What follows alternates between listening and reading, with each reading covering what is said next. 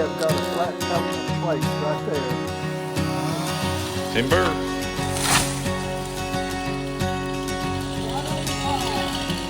This is going to be the entry point from the driveway. It's going to go right up there. Burn, baby, burn.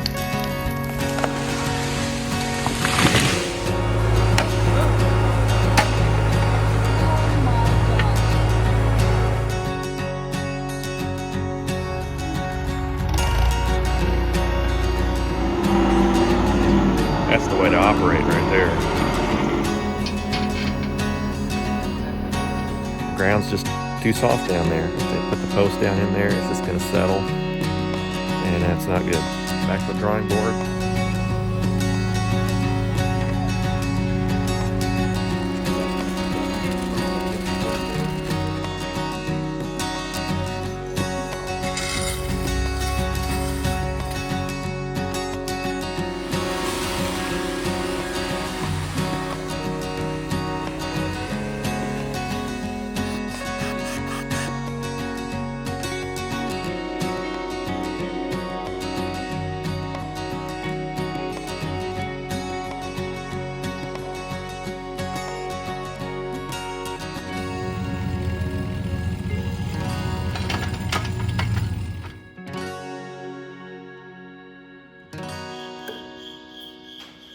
We've got power.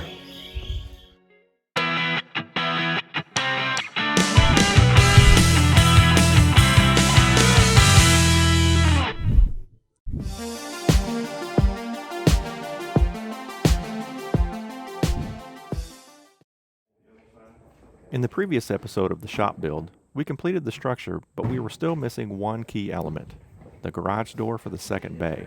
Hiya, Libby. Hi. This door will eventually be mounted on a high track, so it can lift well above the space where we plan to install a 2-post lift. Since the high track hadn't arrived yet, our contractor Mike returned to help temporarily close off the second opening by setting the door in place and securing it with a few 2x4s. This let me lock the building so I could start moving in some of my things.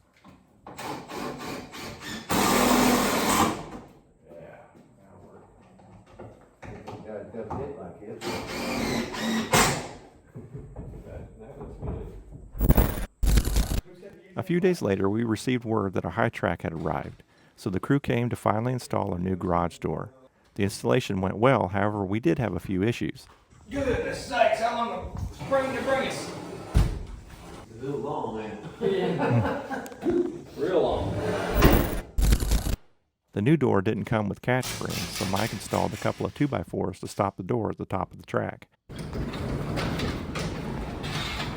When the catch springs came in, he came back to install them. We did have, however, a bigger issue on our hands. Well, only because it's always something. We've got an issue. The main coil spring, the fitting on the end, or the cog, or whatever it's called, had a crack in it, and that ain't good. If you look at this door, you can see this adjuster right there. And then you've got a screw. That red screw secures it to the post. And that cog on this door over here was cracked, as you can see right there. We thought it'd be a good idea to go ahead and take that spring out, take that cog off before it snapped under tension and caused a problem. So that's where we're at right now. Hopefully that'll get fixed up today and we'll be good as new, but we'll see. One other thing, if you notice, there is a strut across the top of this door that's missing from that one, so that's got to be added yet. With the strut and the spring, we're almost there.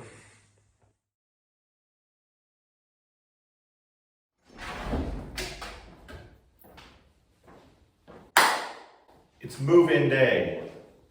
Let's get this garage cleaned up, swept out, and start moving in my stuff. It's gonna be a great day. Woo!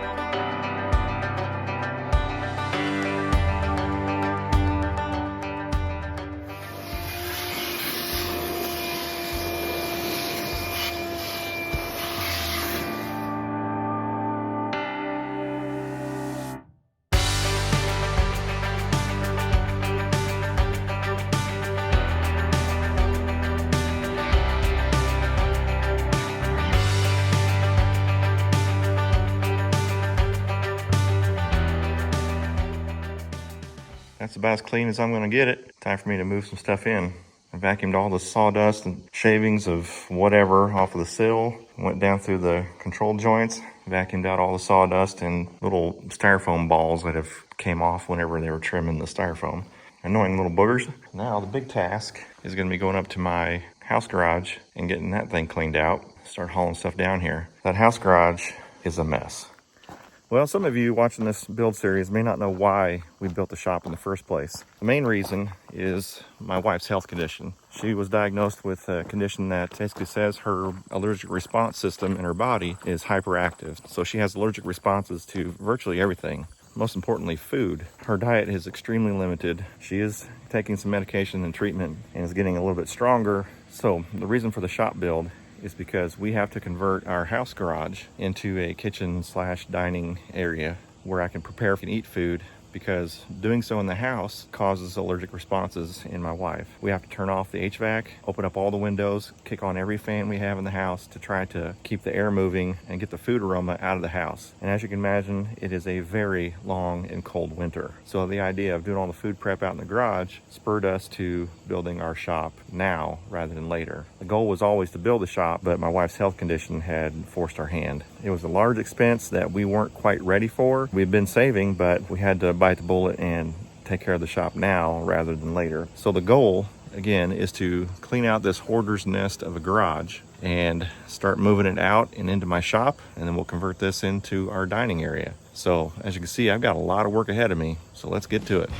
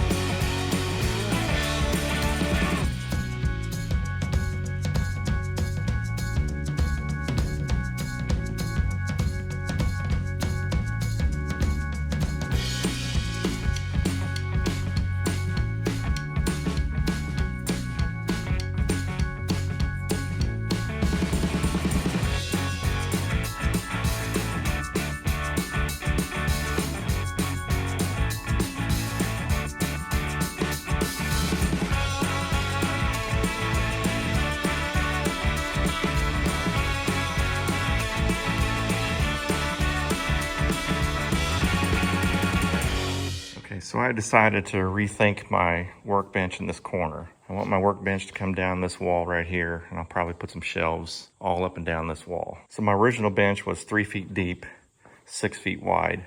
I'm reconsidering this because I was looking at the tire tracks from when I pulled my truck in here. It's gonna be really close to the workbench. It's a long vehicle. So instead of 3 feet deep, I'm gonna come off this back stud there, come to this one, and it's 2 feet 3 inches. That should give me some clearance from the workbench to the truck, and instead of being 3 feet deep and 6 feet, I'm gonna go for 2 feet, 8 feet. That gives me a workbench top and a shelf underneath using 1/4 sheet of plywood.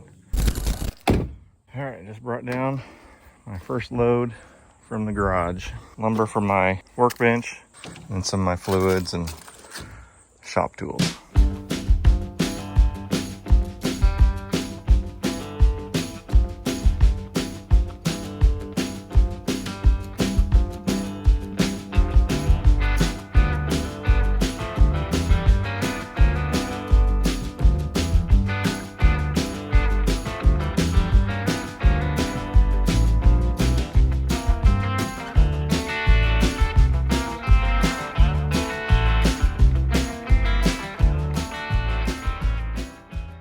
My son and I got the top portion of my workbench in place, and I'm about to need the plywood to make the surface top. But I need to use the plywood for a different purpose first.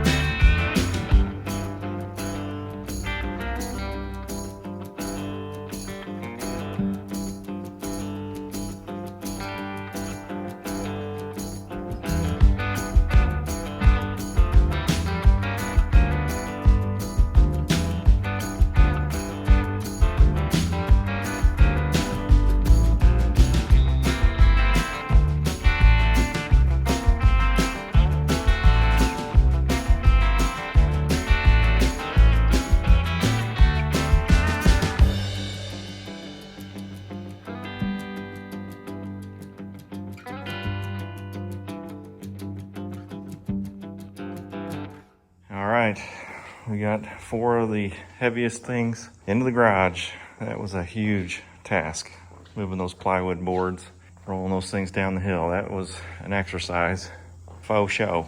Engine's got its new home before it gets its new home in the Camaro. Got the workbench coming along. Now that I'm done with the plywood, I can rip one to 2 feet wide and 8 foot long.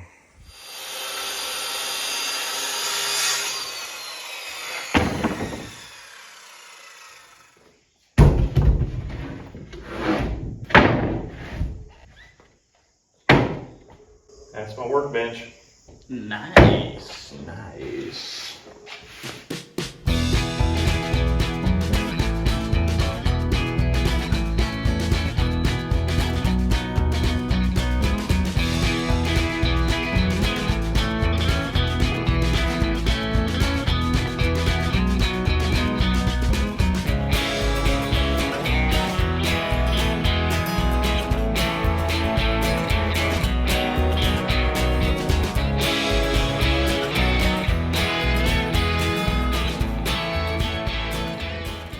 So anyway, I constructed this a little higher than what it was in my house garage. I liked it right here. I'm just slightly bending my arms to be able to work on whatever I'm working. I'm not bending over. I've got low back problems anymore these days, so plenty of room on the shelf underneath and on the floor. So I've got a shelf I want to put up above the workbench, and I've got this LED shop light I'm going to put underneath that shelf. That's all I'm going to do for today. I'm pretty tired. Big day yesterday. Just felt like tinkering around today. I think there's some football on. I might just go sit on the couch, put my feet up. Looking good. Love it.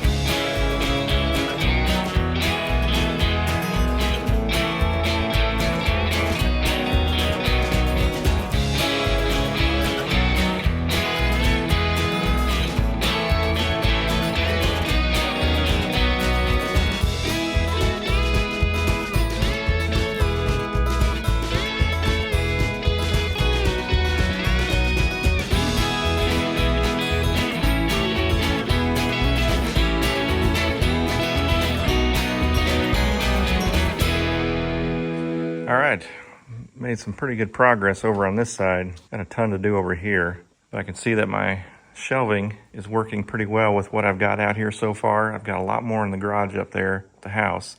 I can tell right now I need more shelves. I think I'm gonna use this wall right here, but I ain't doing that tonight. I'm tired. All right, guys, I'm out in the shop today. I'm gonna be building shelves on this wall right here. I think I'm gonna go 5 shelves. Top shelf should be about 8 feet. I'm probably gonna put another shelf above this shelf here. See about that later. I'm only gonna run a 16-inch shelf every 19 inches or so. I've already made my measurements for the side boards. I'm coming off of here 16 inches. I'm gonna have a 2x4 plate on the front, very similar to this right here. From the wall to the very end needs to be 16 inches. So take away 1.5 inches, that makes 14.5 inches for the 2x4 on that support like that. So I'm gonna cut those right now. All right, so I've got my boards cut 14.5 inches. What I'm gonna do is make an 8-foot wide shelf, 16 inches deep, 5 shelves.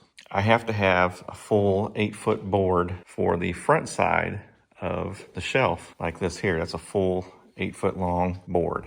I'm only gonna need them for the front face of the shelf. I'm not necessarily gonna need them for the back side of the shelf because those will be screwed to the wall, and I can piecemeal that with a 2-footer and a 6-footer or a 4-footer and a 4-footer. For that, I've got all of these scrap boards from the construction of our garage, plus some leftover from a previous project. Surely to goodness, with all of the scrap wood that I've got there, I can come up with 5 8-foot boards to screw to the wall. I've got some 2x6s that are at least 8 feet long, so I can probably rip those and use those. I think that's what I'll do. I'll just rip those to a 2x4.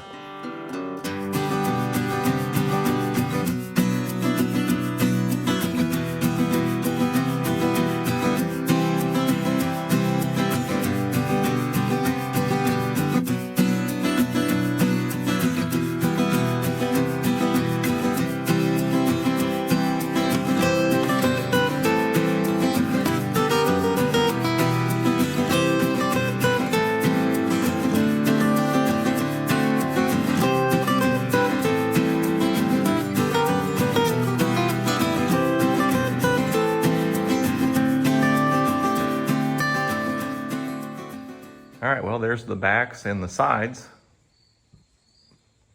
Now I'm going to work on the fronts.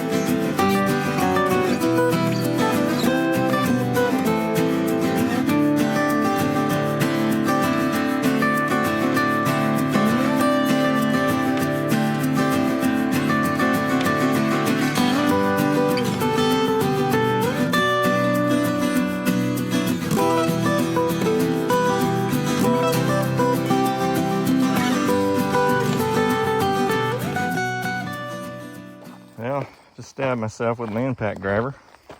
If you ain't bleeding, you ain't working. Okay, now I'm gonna rip the 4x8 sheet of plywood into 16-inch sections. I'll get 3 boards out of that. And then I got a little scrappy plywood here and there I'll have to piecemeal for the other 2 shelves. Let's get this one ripped.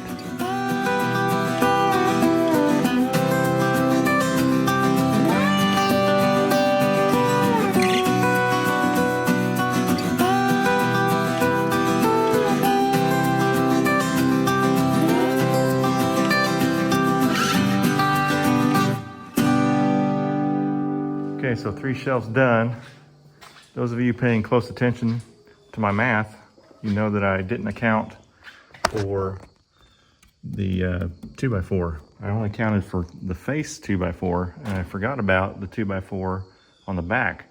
So this shelf is 17 plus inches this way. So my 16-inch shelf, I have to split the difference between the front and back. I are smart, guys. I promise, I are smart, but I really goofed up this one. But splitting the difference between the front and back 2x4, the shelves are working out just fine.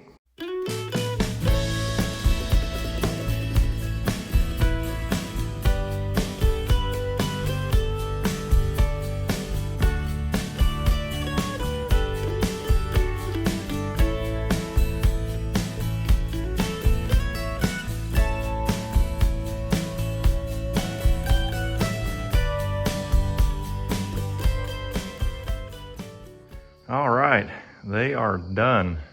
I think it turned out really, really nicely. I'm gonna run like an angle bracket shelf like this one above it. So I'll have 2 shelves there and then 5 shelves there plus underneath. So that's a 6th shelf. I am very happy with it. Yep, every bit of this was made out of leftover lumber and plywood that I had laying around. Did not have to go to the store. Hallelujah. Got rid of a ton of wood that was laying over there. Very nice.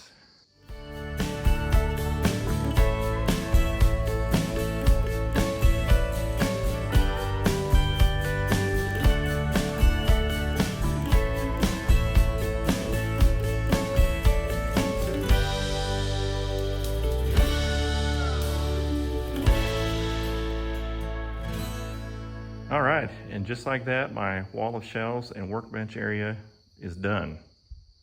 Took me a good portion of the afternoon to get this worked out, and every bit of the wood is all repurposed. Everything is on the face of the wall. There's nothing down into the studs, so I can fish wires, or whenever I go to insulate, I can run bats of insulation behind the shelves and just pull it down. I shouldn't have any issue. It'll be difficult because there's stuff in the way, but the cavity for the studs is open. So if that makes any sense. All right, so that looks really good. This all looks really bad, but once I get it all shelved, it's gonna be looking right. Gotta love it.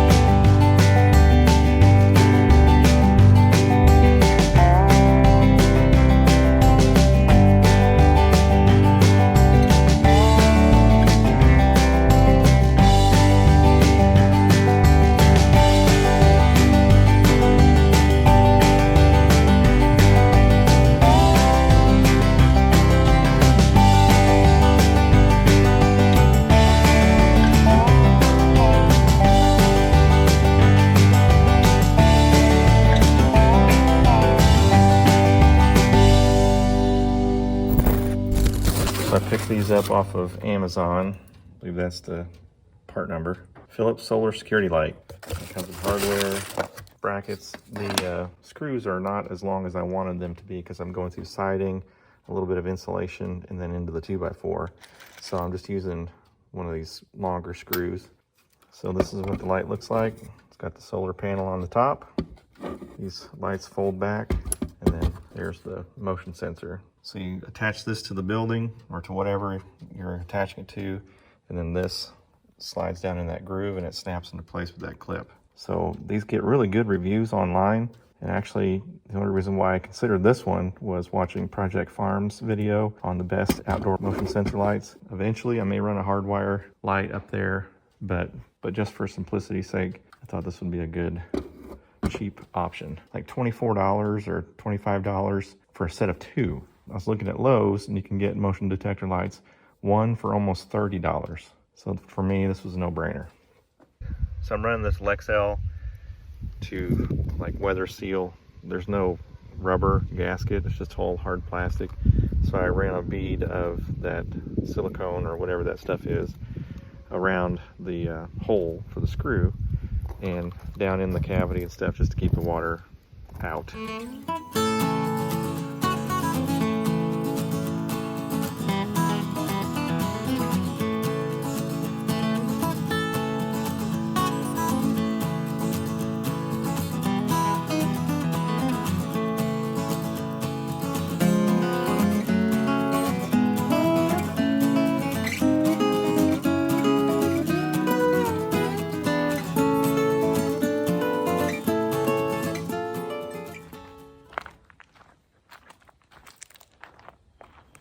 All right, they work, and they're throwing out some pretty good light.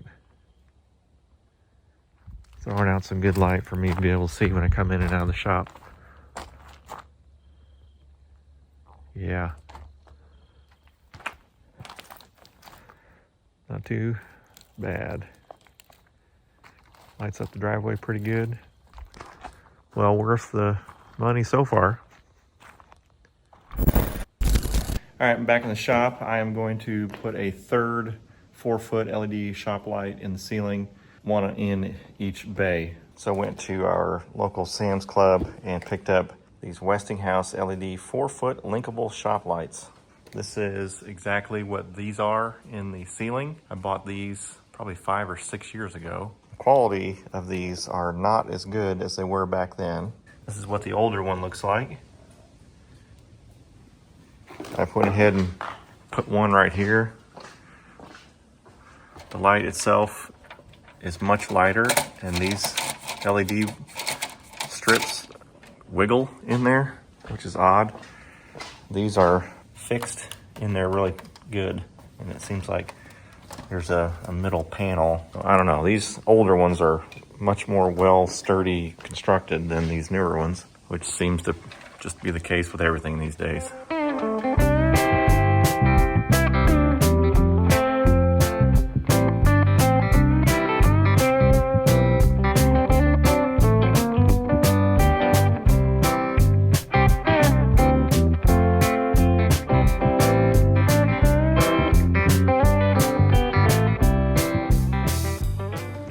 I'm digging that third light up there. That's awesome. I noticed that when I turned the light on, that new one turned on instantly, and the two older ones took a second. Yeah, kind of weird. Anyway, one more to go.